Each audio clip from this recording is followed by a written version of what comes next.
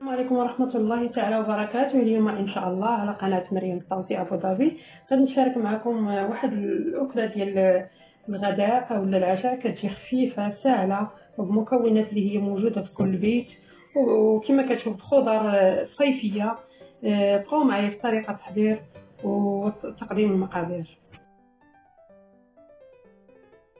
بالنسبة لهاد الأكلة أو هاد الوجبة اللي هي خفيفة كنحتاج ليها جوج فلفلات خضرين صغار كما كتشوفوا، وجوج يعني باذنجانات صغار كما كتشوفوهم، وبصلة متوسطة، وحبة طماطم كما كتشوفوا، زائد التوابل اللي هي غتشوفوها من بعد.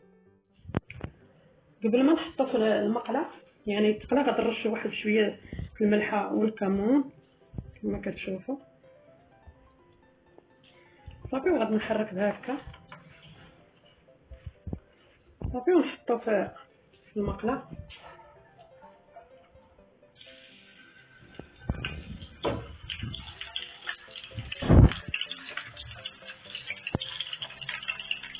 صافي نخليوه حتى يطيب، نبقاو نقلبوه حتى يتحمر ونحطوه ليه. شوفوا الباذنجان ديالنا تقلى، دابا غادي ننزلو نحيدو من المقلة، نحتفظ به ونطفي عليه النار. صافي غادي نحيدوه كما كتشوفوا هو طاب. صافي غادي نحتفظوا به جانبا.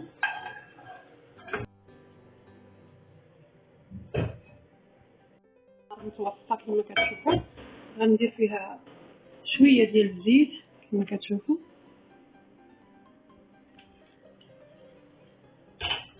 غنحط عليها البصله اللي خلطت،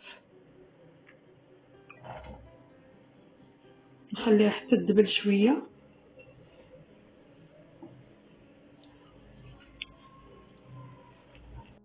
كما كتشوفوا بدات ديك البصله كتشحر شويه، غادي نضيف عليها مباشره الفلفله الخضراء. يمكن لكم تضيفوا فلفله حمراء، كما انا درت غير خضراء. غادي نضيفوا عليهم التوابل اللي هي شويه ديال الملح،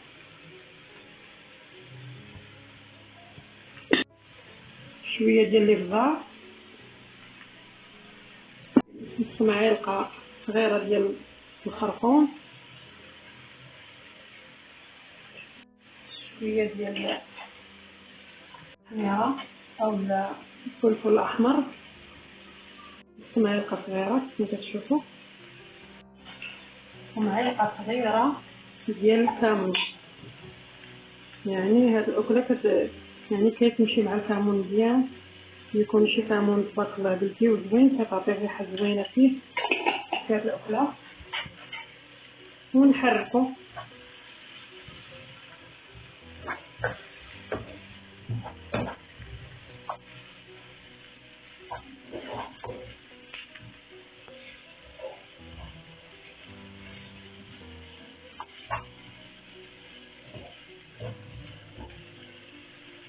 صافي. ملي نشوفو البصله والفلفله يعني دبلو، غادي نضيف عليهم ديك الطماطيشه اللي سبق ليا قطعتها كما كتشوفوا.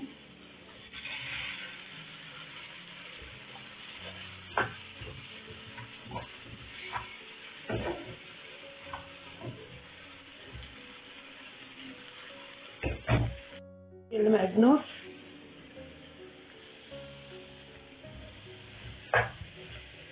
صافي ونحركو نخليوها حتى تدبل هاد المكونات كاملين، ونضيف عليهم الباذنجان اللي قلينا.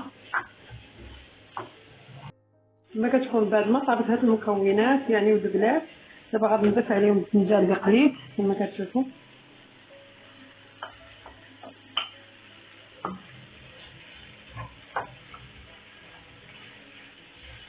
نحركو مزيان حتى ينسجم مع هاد المكونات.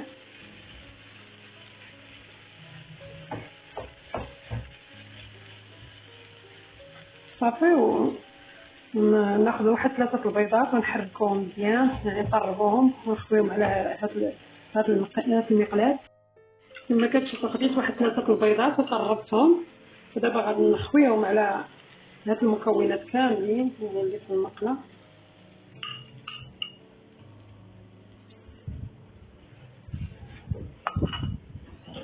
نضيف عليها الجبن كما كتشوفوا.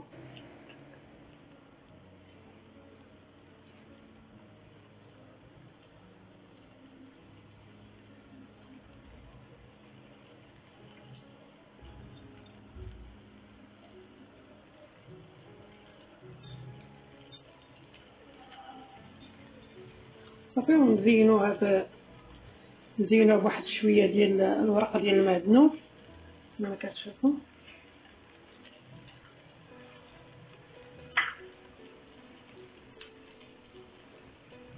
صافي ونغطيو عليها حتى يطيب.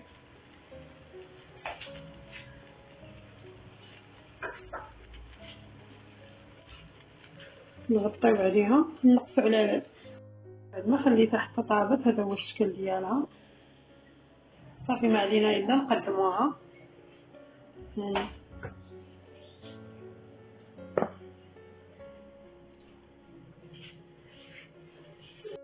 كتشوفوا هذا هو الشكل النهائي ديال هاد الوصفه ديالنا. كما قلت لكم سواء في الوجبه عشاء او لا وجبه غداء كتجي زوينه بزاف.